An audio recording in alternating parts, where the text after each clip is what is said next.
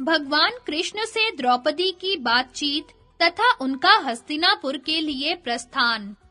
वैशंपायन जी कहते हैं, राजन, तब महाराज युधिष्ठिर के धर्म और अर्थयुक्त वचन सुनकर तथा भीमसेन को शांत देखकर द्रुपद नंदिनी कृष्णा सहदेव और सात्यकी की प्रशंसा करती हुई रो कर इस प्रकार कहने लगी, धर्मज्ञ मधुसूदन, दुर्योधन ने जिस प्रकार क्रूरता का आश्रय लेकर पांडवों को राज सुख से वंचित किया था, वह तो आपको मालूम ही है, तथा संजय को राजा धृतराष्ट्र ने एकांत में अपना जो विचार सुनाया है, वह भी आपसे छिपा नहीं है।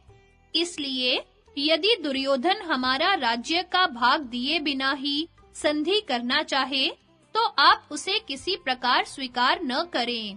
इन सृंजय वीरों के साथ पांडव लोग दुर्योधन की रणोन्मत्त सेना से अच्छी तरह मुकाबला कर सकते हैं। साम या दान के द्वारा कौरवों से अपना प्रयोजन सिद्ध होने की कोई आशा नहीं है, इसलिए आप भी उनके प्रति कोई ढील ढाल न करें, क्योंकि जिसे अपनी जीविका को बचाने की इच्छा हो, उसे साम या दान से काबू में न आने वाले शत्रु के प्रति दंड का ही प्रयोग करना चाहिए।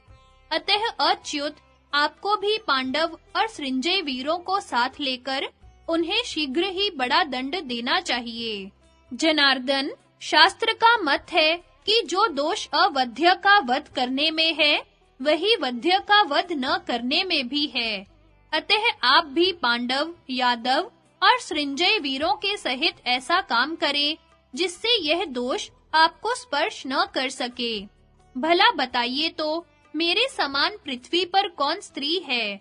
मैं महाराज द्रुपद की वेदी से प्रकट हुई अयोनिजा पुत्री हूँ, धृष्टद्युम्न की बहन हूँ, आपकी प्रिय सखी हूँ, महात्मा पांडु की पुत्र वधू हूँ और 5 इंद्रों के समान तेजस्वी पांडवों की पटरानी हूँ।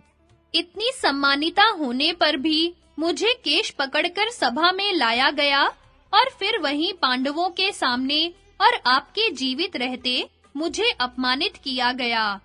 हाय, पांडव, यादव और पांचाल वीरों के दम में दम रहते मैं इन पापियों की सभा में दासी की दशा में पहुंची गई, किंतु मुझे ऐसी स्थिति में देखकर भी पांडवों को न तो क्रोध ही आया और न इन्होंने कोई चेष्टा ही की। इसलिए मैं तो यही कहती हूँ कि यदि दुर्योधन एक मुहूर्त भी जीवित रहता है, तो अर्जुन की धनुर्धरता और भीमसेन की बलवत्ता को धिक्कार है। अतः यदि आप मुझे अपनी कृपा पात्री समझते हैं और वास्तव में मेरे प्रति आपकी दया दृष्टि है, तो आप धृतराष्ट्र के पुत्रों पर पूरा कोप कीजिए। इसके पश्चात द्रौपदी अपने काले-काले लंबे केशों को बाएं हाथ में लिए श्री कृष्ण के पास आई और नेत्रों में जल भरकर उनसे कहने लगी, कमल नयन श्री कृष्ण, शत्रुओं से संधि करने की तो आपकी इच्छा है, किंतु अपने इस सारे प्रयत्न में आप दुशासन के हाथों से खींचे हुए इस केशपाश को याद रखें।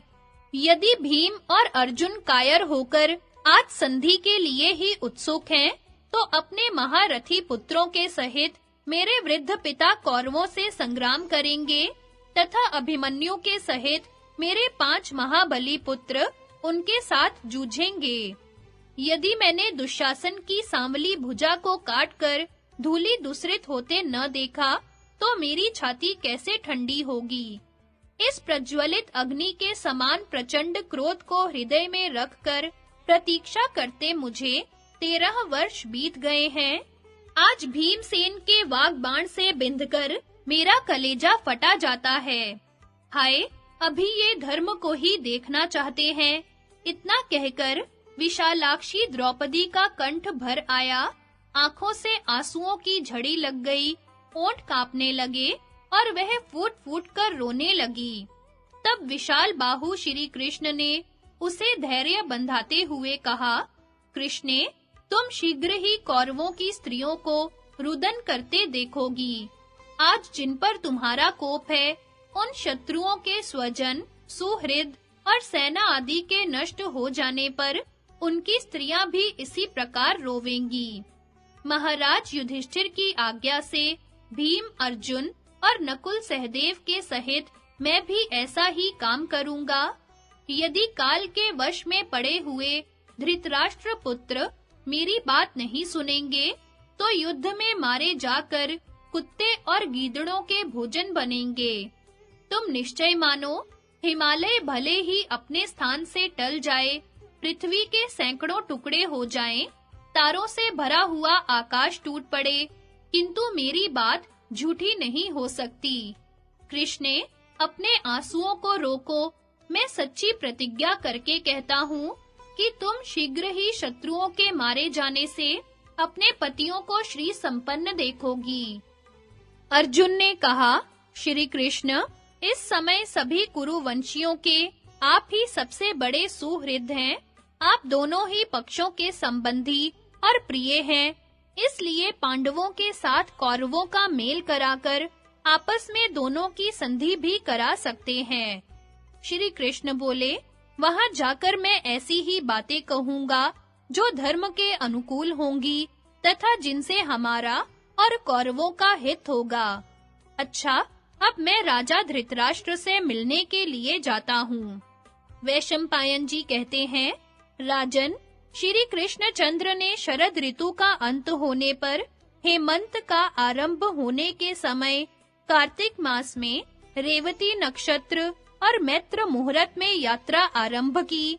उस समय उन्होंने अपने पास बैठे हुए सात्यकी से कहा कि तुम मेरे रथ में शंख, चक्र, गदा, तरकस, शक्ति आदि सभी शस्त्र रख दो। इस प्रकार उनका विचार जानकर सेवक लोग रथ तैयार करने के लिए दौड़ पड़े।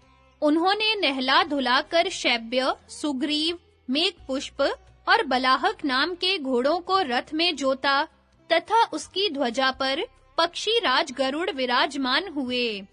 इसके पश्चात श्री कृष्ण उस पर चढ़ गए तथा सात्यकी को भी अपने साथ बैठा लिया। फिर जब रथ चला तो उसकी घरघराहट से पृथ्वी और आकाश गूंज उठे। इस प्रकार उन्होंने हस्तिनापुर को प्रस्थान किया। भगवान के चलने पर कुंती पुत्र युधिष्ठिर, भीमसेन, अर्जुन, नकुल, सहदेव, चेकीतान, चेदीराज, धृष्टकेतु, द्रुपद, काशीराज, शिखंडी, धृष्टद्युम्न पुत्रों के सहित राजा विराट और कैकेयीराज भी उन्हें पहुंचाने को चले। इस समय महाराज युधिष्ठिर ने सर्वगुण संपन्न श्री श्याम सुंदर को हृदय से लगाकर कहा, गोविंद, हमारी जिस अबला माता ने हमें बालकपन से ही पाल पोसकर बड़ा किया है, जो निरंतर उपवास और तप में लगी रहकर हमारे कुशल क्षेम का ही प्रयत्न करती रहती है तथा जिसका देवता और अतिथियों के सत्कार और गुरुजनों की सेवा में बड़ा अनुराग है, उससे आप कुशल पूछें। उसे हर समय हमारा शोक सालता रहता है। आप हमारे नाम लेकर हमारी ओर से उसे प्रणाम कहें। शत्रुदमन श्री कृष्ण, क्या कभी वह समय आवेगा जब इस दुख से छूटकर हम अपनी दुखिनी माता को कुछ सुख पहुंचा सकेंगे? इसके सिवा राजा धृतराष्ट्र और हमसे वयोवृद्ध राजाओं से तथा भीष्म, द्रोण, कृप, बाहलीक, द्रोणपुत्र अश्वत्थामा, सोमदत्त और अन्यान्य भरतवंशियों से हमारा यथा योग्य अभिवादन कहें एवं कौरवों के प्रधानमंत्री अगाध बुद्धि धर्मज्ञ विदुर जी को मेरी ओर से आलिंगन करें। इतना कहकर महाराज युधिष्ठिर ने श्री कृष्ण की परिक्रमा की और उनसे आज्ञा लेकर लौट आए। फिर रास्ते में चलते-चलते अर्जुन ने कहा, गोविंद, पहले मंत्रणा के समय हम लोगों को आधा राज्य देने की बात हुई थी, उसे सब राजा लोग जानते हैं। अब दुर्योधन ऐसा करने के लिए तैयार हो, तब तो बड़ी अच्छी बात है। उसे भी बहुत बड़ी आपत्ति से छुट्टी मिल जाएगी, और यदि ऐसा न किया तो मैं अवश्य ही उसके पक्ष के समस्त क्षत्रिय वीरों का नाश कर दूंगा। अर्जुन की यह बात सुनकर भीमसेन भी बड़े प्रसन्न हुए और उन्होंने बड़े जोर से सिंहनाद किया। उससे भयभीत होकर बड़े-बड़े धनुर्धर भी कांपने लगे। इस प्रकार श्री कृष्ण को अपना निश्चय सुनाकर उनका आलिंगन कर अर्जुन भी लौट आए। इस तरह सभी राजाओं के लौट जाने पर श्री कृष्ण बड़ी तेजी से हस्तिनापुर की ओर चल दिए। मार्ग में श्री कृष्ण ने रास्ते के दोनों ओर खड़े हुए अनेकों महर्षि देखे। वे सब ब्रह्म तेज से देदीप्यमान थे। उन्हें देखते ही वे तुरंत रथ से उतर पड़े और उन्हें प्रणाम कर बड़े आदर भाव से कहने लगे, कहिए, सब लोकों में कुशल है, धर्म का ठीक-ठीक पालन हो रहा है। आप लोग इस समय किधर जा रहे हैं? आपका क्या कार्य है? मैं आपकी क्या सेवा करूं? आप सब पृथ्वी तल पर किस निमित्त से पधारे हैं? तब श्री परशुराम जी ने श्री कृष्ण को गले लगाकर कहा, यदुपते, ये सब देवऋषि, ब्रह्मऋषि और राजऋषि लोग प्राचीन काल के अनेकों देवता और असुरों को देख चुके हैं। इस समय ये हस्तिनापुर में एकत्रित हुए क्षत्रिय राजाओं को, सभासदों को और आपको देखने के लिए जा रहे हैं। यह सब समारोह अवश्य ही बड़ा दर्शनीय होगा।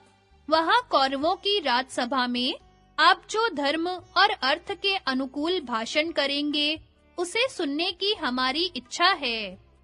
उस सभा में भीष्म, द्रोण और महामति विदुर जैसे महापुरुष तथा आप भी मौजूद होंगे। उस समय हम आपके और उनके दिव्य वचन सुनना चाहते हैं।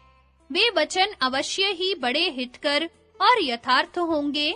वीरवर, आप पधारिए, हम सभा में ही आपके दर्शन करेंगे। राजन, देवकी नंदन श्री कृष्णचंद्र के हस्तिनापुर जाते समय 10 महारथी, 1000 पैदल, 1000 घुड़सवार, बहुत सी भोजन सामग्री और सैकड़ों सेवक भी उनके साथ थे। उनके चलते समय जो शकुन और अपशकुन हुए, उन्हें मैं सुनाता हूँ। उस समय बिना ही बादलों के बड़ी भीषण गर्जना और बिजली की कड़क हुई तथा वर्षा होने लगी।